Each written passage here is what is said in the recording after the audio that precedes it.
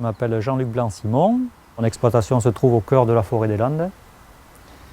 Donc une agriculture de clairière avec des parcelles un peu disséminées dans les pins. Il y a des zones où je pourrais difficilement faire des cultures, du maïs ou des céréales, parce que ce sont souvent des zones très argileuses ou très peu ou très mal irriguées ou irrigables.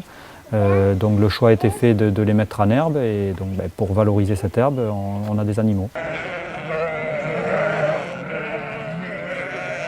On n'a pas tous les œufs dans le même panier, donc quand un secteur va moins bien, l'autre permet de remonter un peu la pente. Inconvénient, vous l'avez dit, c'est un peu le surplus de travail. Chaque saison est un peu un livre qui s'ouvre, hein. Il s'ouvre au semis, il se referme à la récolte. Et moi j'aime beaucoup ce moment de la récolte par exemple, où on a l'impression de la satisfaction du devoir accompli.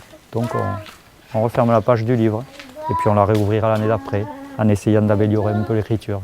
Tu verras bien, si tu as mal au bout du pied, c'est qu'elles sont trop petites, c'est tout. Donc il y a tout un tas de paramètres à intégrer chaque année, dont il faut tenir compte et ne pas se dire qu'on est dans une situation figée et définitive pour le restant de notre carrière. On faisait la culture d'asperges depuis des décennies et des décennies.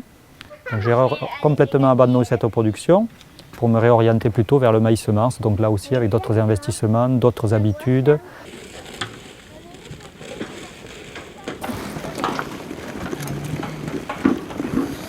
On est à la croisée d'un tas de chemins, on nous tient pour responsables, mais on ne se débine pas devant ses responsabilités. On est censé nourrir la planète, on est censé façonner le paysage, on est censé respecter l'environnement.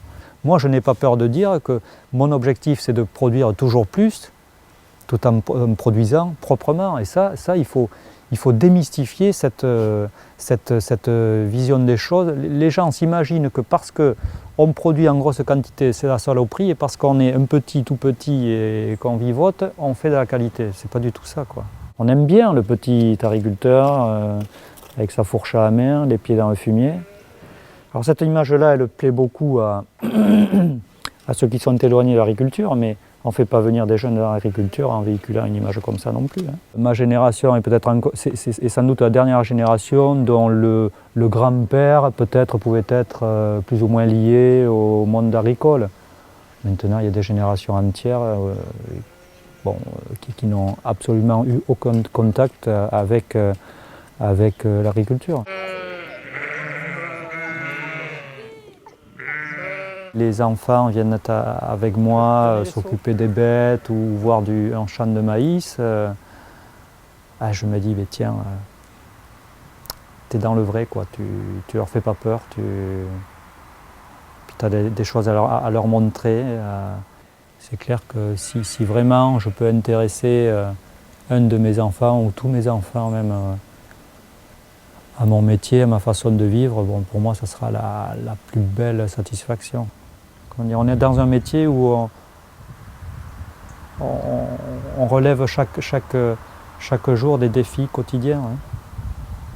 On se dit, tiens, aujourd'hui ou cette semaine, je vais essayer de semer telle parcelle.